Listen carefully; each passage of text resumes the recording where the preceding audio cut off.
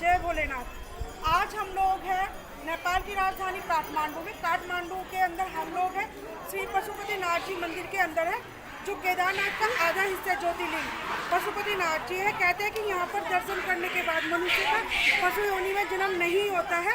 तो अब है भी सौभाग्य प्राप्त हुआ आज पशुपतिनाथ जी मंदिर आने का। और ये मंदिर का प्रांगण है।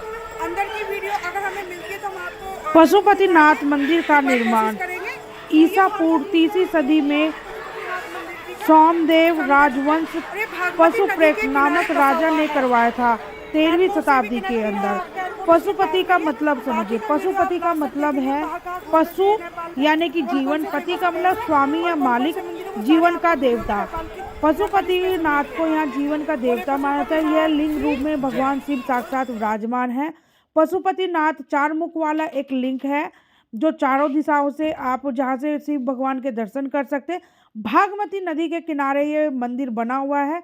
पूर्व दिशा का मतलब माना जाता है यहाँ पे तत्पुरुष, पश्चिम दिशा का मतलब होता है सदजोत, उत्तर दिशा का मतलब है वामदेव और दक्षिण दिशा का मतलब है अघोरा। क्योंकि 4 वेद है इसीलिए इसके 4 मुख माने जाते हैं। दूसरी कथा इससे ये भी जुड़ी हुई है कि जब 5 पांडव को कुल हत्या पाप लगा तो उन्होंने उस कुल हत्या पाप का पश्चाताप करने के लिए भगवान शिव को प्रसन्न किया और भगवान शिव को वो ढूंढते हुए जगह जगह भटक रहे थे। फिर जब भगवान शिव उनको हिमालय की गोद केदारनाथ में दिखाई दिए तो उन्होंने भगवान शिव को जैसे ही देखा, भगवान शिव एकदम धरती में समाने लगे। बैल रूप बनाया हुआ था शिव भगवान ने, तो वहाँ उनकी पीठ रह गई भीम के हाथ में, तो वह जमीन में समा गए। उनके 5 हिस्से निकले, इसलिए पंच केदारनाथ कहा जाता है। 5 हिस्से निकले, एक हिस्सा पीठ यानी कि उनका केदारनाथ लिंग बन गया। दूसरा हिस्सा उनका टांगे जो तुंगनाथ में निकली, बैल की नाभि का हिस्सा मध्येश्वर बन गया, सींग कल्पनाथ बन गया और 5वां हिस्सा जहाँ उनके शीश निकले यानी कि सर निकला, जिसको हम पशुपति नाथ मंदिर बोलते हैं, वो बन गया। तो भगवान पशुपति नाथ के मंदिर के दर्शन करने के लिए आप देश के किसी भी कोने से आ सकते हैं। अगर आप बाय ट्रेन आ रहे हैं, इंडिया से बाय ट्रेन आ रहे हैं, यहाँ किसी पासपोर्ट की ज़रूरत नहीं है। आप डायरेक्ट ट्रेन से आ सकते हैं गोरखपुर, और गोरखपुर से सीधे सिंदौली बॉर्डर होते हुए आप सीधा काठमांडू पहुँच सकते हैं बस से। अपना अगर कन्वेंस से आप आ रहे हैं तो अपने कन्वेंस से आपको यहाँ से परमिशन लेनी होगी और भंसाल लेना होगा, तो आप अपने कन्वेंस से भी आ सकते हैं। तीसरा रूट, आप अगर सिनौली बॉर्डर से भी आना चाहे सिनौली से भी आ सकते हैं। और दूसरा है बॉर्डर आपका रक्सौल बॉर्डर, रक्सौल बॉर्डर से भी आ सकते हैं। एक चीज़ और, तीसरे बॉर्डर का आपको आज तक किसी ने नहीं बताया होगा जिससे आप आ सकते हैं। तो तीसरा बॉर्डर आपको पड़ता है जटी बॉर्डर।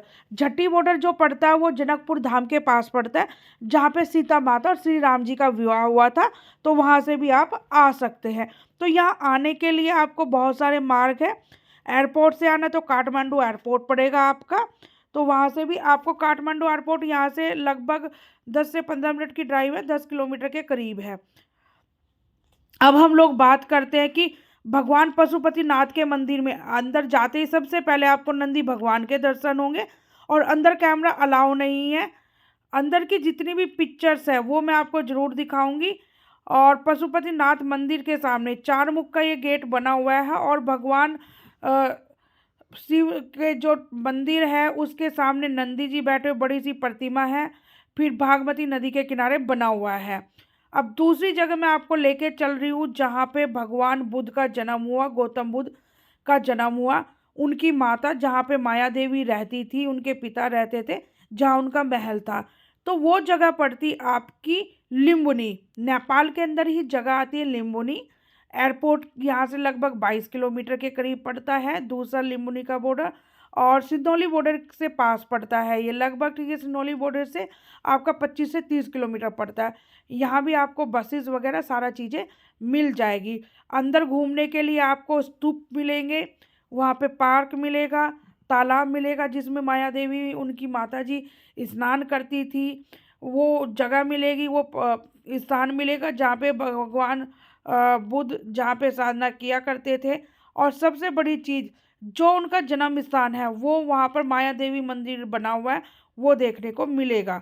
तो आप जब भी आए यहाँ पर, आप जून जुलाई मंथ छोड़ के कभी भी आ सकते हैं, क्योंकि नेपाल एक ऐसी जगह है जो जहाँ कहते हैं कि आपका चारों ओर से कनेक्टेड है, आप इंडिया के किसी भी कोने से आप यहाँ पर आ सकते हो और ईजिली घूम सकते हो। इंडियन के लिए यहाँ पे किसी भी पासपोर्ट, किसी भी परमिशन की आवश्यकता नहीं है। आपके पास आपका बस आधार वगैरह होना चाहिए। आपके पास आपका आधार है, डॉक्यूमेंट है, तो आप इजीली यहाँ पे आ सकते हैं। और करेंसी भी चेंज करने की कोई रिक्वायरमेंट नहीं है। जगह जगह पर यहाँ पे आपको वाईफाई की सुविधा मिल जाती है। अगर आप अपने इंडियन नंबर चेंज करना चाहते कर सकते हैं, नहीं तो आपको यहाँ पर वाईफाई की सुविधा भी मिल जाती है। जो ये स्टैचू है ये ठीक है थाईलैंड वालों ने बनवाया है। भगवान बुद्ध का ये स्टैचू बना हुआ है। बहुत ही सुंदर प्रांगण है। आके यहाँ पे बड़ा ही शांति मिलेगी आपको और अच्छी जगह है। बना तो अच्छा रहे जी। विश्व की सबसे अधिक ऊंचे पहाड़ नेपाल के अंदर हैं। 10 पहाड़ माने जाते हैं। सबसे बड़ी हिमालय जो चोटी मानी जाती है, 10 में से 8 पहाड़ नेपाल के अंदर आपको मिलेंगे। अगर हम लोग बात करते हैं रुद्राक्ष की, रुद्राक्ष हर जगह पाया जाता है, लेकिन सबसे ज़्यादा फेमस और रुद्राक्ष यहाँ पर नेपाल के अंदर होता है। वनस्पति की बात करते तो सबसे ज़्यादा वनस्पति और जड़ी बूटियाँ जो वो है नेपाल के अंदर मिलती हैं। अब हम लोग बात करते हैं कि यहाँ पर आपको खाने में क्या क्या मिलेगा। खाने की बात करते तो यहाँ पे वेज और नॉन वेज दोनों ही तरह का खाना आपको मिल जाएगा। इंडियन करेंसी और नेपाली करेंसी दोनों एक्सेप्टेबल है। अगर आप इंडियन करेंसी भी चलाते हैं तो भी कोई दिक्कत नहीं है। अंदर जाने के लिए एक छोटा इन्होंने एंट्री फीस रखा हुआ है, लगभग 60 रुपीज़ का टिकट है पर हेड का, तो वो टिकट लेना होगा आपको और उसके बाद ही यहाँ पर आप अंदर के प्रांगण में जा सकते हैं। यह वही जगह है जहाँ पे भगवान गौतम बुद्ध रहा करते थे और सामने जो वाइट कलर का दिख रहा है आपको वो है माया देवी मंदिर, जहाँ भगवान सिद्धार्थ यानी कि गौतम बुद्ध भगवान का जन्म हुआ था और वहीं पे ठीक है माया देवी के नाम से आज वो मंदिर बन गया है। अब आइए मैं आपको दिखाती हूँ तीसरी जगह नेपाल में कहा जाए शंभू नेपाल काठमांडू। शंभू एक वैली है जहाँ पे पहाड़ियों की लगभग ठीक है आपको 250 सीढ़ियाँ चढ़ के ऊपर जाना पड़ता है और वहाँ पे शीतला माता का मंदिर बना हुआ है और अगल अलग भी मंदिर वहाँ पे बने हुए हैं। ये एक वैली है जिससे समस्त काठमांडू का आपको समस्त सुंदर नज़ारे और पहाड़ियाँ और अच्छा व्यू देखने को मिलता है। इसे मंकी मंदिर भी कहते हैं क्योंकि यहाँ पर बहुत सारे मंकी मिलते हैं और आपने साउथ की मूवी में कई बार देखा होगा कि यहाँ पर काफ़ी मूवी की भी शूटिंग होती है। एक चीज़ और यहाँ पे मिलती है आपकी वो है यहाँ पर आपका बाउल, मैजिकल बाउल या फिर ठीक है मेडिटेशन बाउल भी बोलते हैं उसको। अष्ट धातु का बना हुआ होता है। यहाँ पर लोग कोइन डालते हैं ठीक है उसके अंदर लेकर, तो यहाँ पर कोइन डालने की कुछ लोगों ने बना रखा है कि कोइन कैसे डालना है और लोग खुश होते हैं। तो यहाँ पर आपको कोइन भी मिलेंगे, नेपाल के सिक्के अगर आपको खरीदने सिक्के देख सकते हैं। यहाँ पर भी जो एंट्री फीस रखी है उन्होंने 50 रुपीज़ की एंट्री फीस है। यहाँ पे नेपाल से अगर आपको कुछ लेके जाना है तो वो मेडिटेशन बाउल लेके जा सकते हो और भी काफ़ी सारी चीज़ें यहाँ पर मिलती है। ऊपर सीढ़ियाँ चढ़ के जाएंगे तो आपको वहाँ पे कई सारे मंदिर मिलेंगे, स्तूप मिलेंगे और पूरी वैली का सुंदर नज़ारा मिलेगा। ये अगर हम लोग बात करते हैं बस अड्डा, जो नेपाल का बस अड्डा है वहाँ से लगभग 10 से 12 किलोमीटर की दूरी पे होगा। आप अगर बस से वहाँ पर घूमते हैं तो हार्डली आपसे 20 रुपीज़ बस वाला लेगा। तो आप जब भी वहाँ पर आए, होटल की अगर हम लोग बात करते हैं तो होटल यहाँ पे लगभग 700-800 रुपये की रेंज से होटल स्टार्ट हो जाता है और 1000-2000 रुपये तक की रेंज में मिलता है। काफ़ी जगह आपको यहाँ पर गैलरी मिलेगी जिसमें आपको बहुत सारे जो नेपाल के ये कह सकते हैं कि नेपाल में जैसे बाउल हो गए, अलग अलग चीज़ें हो गई, वो सारा चीज़ें यहाँ पर मिलेगी नेपाल से रिलेटेड चीज़ें। आज हम आपके लिए कवर करें एक ऐसी डेस्टिनेशन जो हम लोग जिस जगह पर है उस जगह के बारे में बताएंगे, किस धर्म को मानते हैं और कहाँ पर हम लोग हैं। आज हम लोग हैं काठमांडू में, नेपाल की राजधानी काठमांडू के अंदर है। बौद्धिस्ट धर्म स्वयंभू के अंदर है हम लोग। ये बहुत अच्छी वैल्यू है और बुद्ध भगवान को डेडिकेटेड ये प्लेस है। यहाँ पर आपको कई सारे मंदिर मिलेंगे घूमने के लिए और जो यहाँ का व्यू है, व्यू बहुत अच्छा है, ऑसम प्लेस है।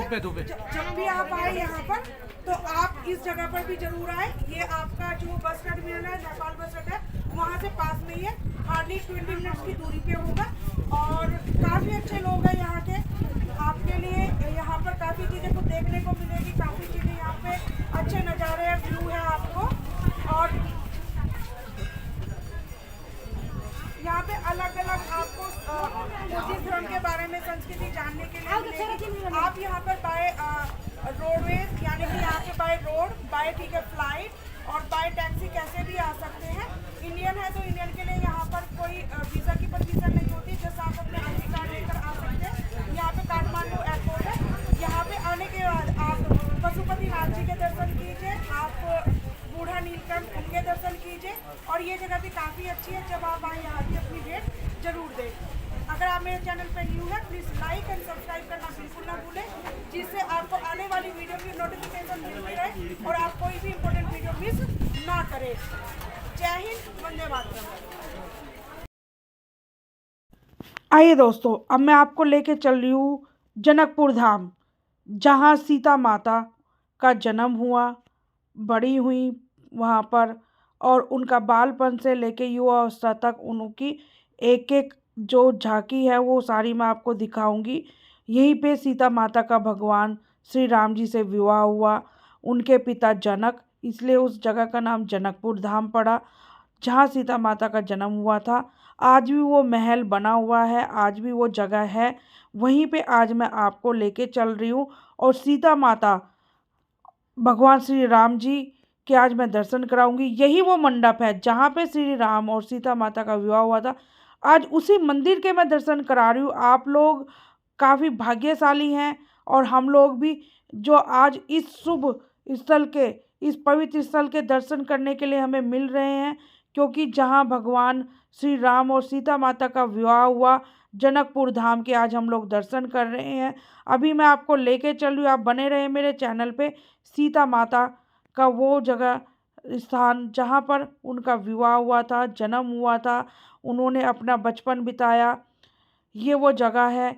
अगर हम लोग बात करते हैं अब यहाँ आने के लिए, जट्टी बॉर्डर से ये पास में पड़ता है। यहाँ से आपका दरभंगा होते हुए भी आप यहाँ पर जट्टी बॉर्डर, और जट्टी बॉर्डर से आप, या मधुबनी आप बिहार में पड़ता है, वहाँ से जट्टी बॉर्डर और यहाँ आ सकते हैं। यहाँ पर पूरा ये महल है। महल के साथ साथ भगवान श्री राम का भी झांकियाँ यहाँ पे देखने को मिलेगी आपको। सामने मंदिर बना हुआ है, मैं मंदिर में आपको दर्शन कराने के लिए लेके चल रही हूँ। बीच में भगवान श्री राम जी है, किनारे पे लक्ष्मण जी है और उनकी बहन सीता माता है, और सीता माता के साथ साथ उनकी बहनें हैं, जिनका विवाह लक्ष्मण से हुआ था और श्री राम जी का विवाह सीता माता से हुआ था। इस मंदिर में वो आपको देखने को मिलेंगे। अभी फ़िलहाल ही हमारे, ठीक है, अगर हम लोग बात करते हैं, जो हमारे प्रधानमंत्री श्री नरेंद्र मोदी जी भी यहाँ पर गए थे मंदिर में दर्शन करने के लिए, जनकपुर धाम में। ये बिहार से लगा हुआ एरिया पड़ता है, नेपाल के अंदर आता है। और अगर आपको यहाँ जाना है बाय टैक्सी, बाय ट्रेन, आपको ट्रेन से भारत तक जाएगी, उसके बाद आपको आगे बसेस की सुविधा मिल जाएगी, तो वहाँ से आप जा सकते हैं। यज्ञशाला, यहाँ पे आप अपना हवन वगैरह कराना चाहे करा सकते हैं। श्री राम जी और सीता माता से जुड़ी हुई एक यहाँ पे गैलरी भी बनी हुई है, जिसमें आपको भगवान श्री राम और सीता माता के विवाह और उनके बारे में जानकारी मिलेगी। तो ये जो मंदिर है, भगवान को प्रसाद के रूप में यहाँ पर कोई ऐसा विशेष प्रसाद नहीं है, लड्डू का भोग लगता है तो प्रसाद चढ़ा सकते हैं। कनेक्टिविटी की बात करते हैं, कनेक्टिविटी अच्छी है। अब लोग हम मंदिर में प्रवेश कर रहे हैं, प्रवेश करके आपको कोशिश करती हूँ कि भगवान श्री राम जी और सीता माता के दर्शन कराओ। ये जो मैंने म्यूज़ियम बताया, ये म्यूज़ियम यहाँ पे ऑलरेडी बना हुआ है, इस म्यूज़ियम को भी आप ज़रूर देखें। एक नॉर्मल इन्होंने फ़ीस इसकी रखी हुई है, तो वो फ़ीस देकर आप अंदर ही इस म्यूज़ियम के दर्शन कर सकते हैं। हम लोग यहाँ पे मई जून के मंथ में गए थे। आप लोग भी जब प्लान करें तो जुलाई के मंथ में ना जाए, क्योंकि थोड़ा सा बारिश का एरिया है। यहाँ पे बसेस आपको सुबह 7 बजे से लेके और शाम को 5 बजे तक बसेस की सुविधा है। नाइट में कोई सुविधा नहीं है। होटल की बात करते हैं तो आसपास काफ़ी होटल है, आपको 1000 रुपये की रेंज में यहाँ पे होटल मिल जाते हैं। खाने की बात करते हैं तो नॉर्मल खाना यहाँ पे आपको मिल जाता है। करेंसी की बात करते हैं, इंडिया और नेपाली करेंसी दोनों यहाँ पर आपको मिलेगी। श्री राम जी जब अपनी शिक्षा के लिए अपने गुरु के साथ शिक्षा ग्रहण करने के लिए गए हुए थे, उस समय की बात है। तो सीता माता का स्वयंवर रखा गया और उनका जो कुल का जो धनुष था उसे जनक पिता ने देखा और कहा कि जो इस धनुष को तोड़ देगा वही सीता माता का वर होगा। तो देश विदेश से सभी जगह से अलग अलग राजाओं को महाराजाओं को बुलाया गया कि जो भी इस धनुष को तोड़ देगा या उस पर प्रचंड चढ़ा देगा उसका विवाह सीता माता से हो जाएगा। तो उस जब यहाँ पर देश विदेश से जो राजा आए उन्होंने इस पे सबने देखा कि हम धनुष उठा ही नहीं पाया कोई। तो उस समय ठीक है सिर्फ श्री राम जी ने इस धनुष को तोड़ा और ठीक है उसमें प्रचंड चढ़ाई, उसके 2 टुकड़े हुए। वो टुकड़ा एक टुकड़ा यहाँ पर और दूसरा टुकड़ा इससे 25 किलोमीटर दूर जाके गिरा। तो वो जगह आज भी है। भगवान श्री राम माता जी के आप दर्शन करें, सामने माता जी और श्री राम जी हैं, दर्शन करें। तो वो टुकड़ा आज भी है, वो जगह धनुष के नाम से जानी जाती है। सामने बैठे हुए श्री हनुमान जी, कहते हैं ना श्री राम जी चले न हनुमान के बिना, हनुमान जी चले न श्री राम के बिना। ये उनके गुरुजी की मूर्ति है। इसे नौलखा हार भी बोला जाता है, मंदिर बोला जाता है। माता जानकी मंदिर का प्रांगण मैं आपको दिखा रही हूँ प्रॉपर। जब आप आए तो अच्छे से दर्शन करें और माता रानी के दर्शन करके उनका आशीर्वाद प्राप्त करें।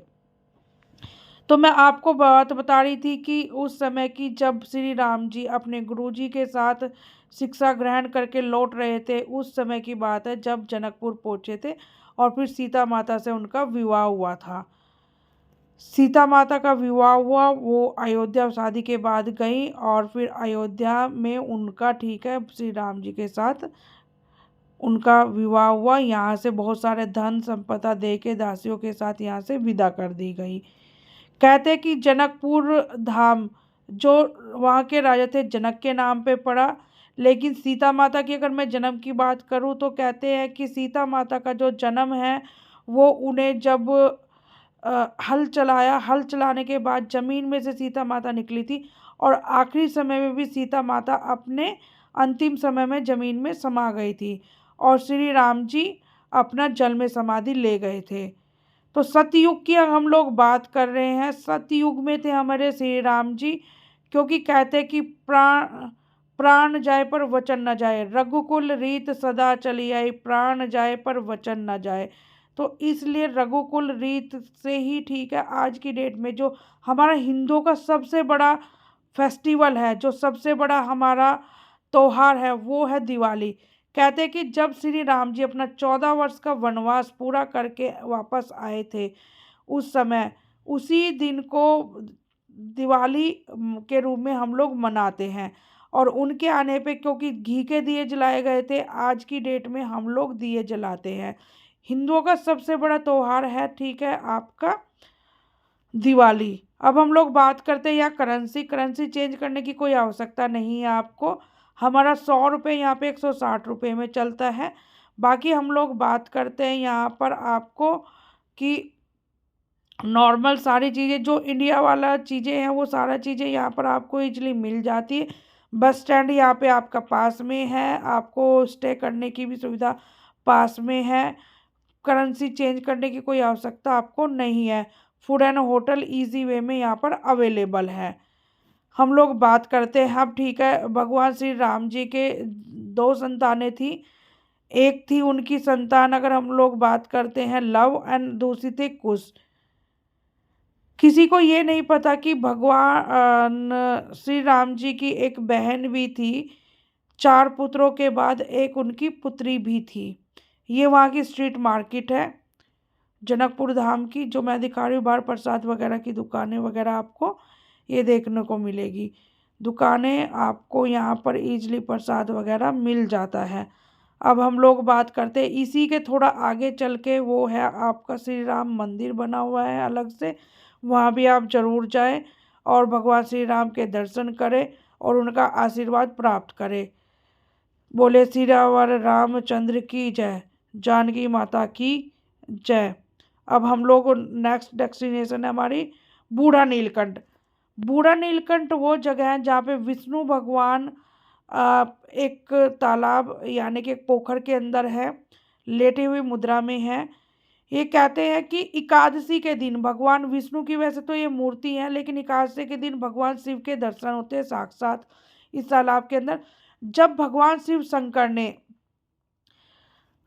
सागर मंथन के समय विष धारण किया था और इस विष धारण करने के बाद अपने गले में जो अग्नि उठी थी उसको शांत करने के लिए उन्होंने डुबकी लगाई।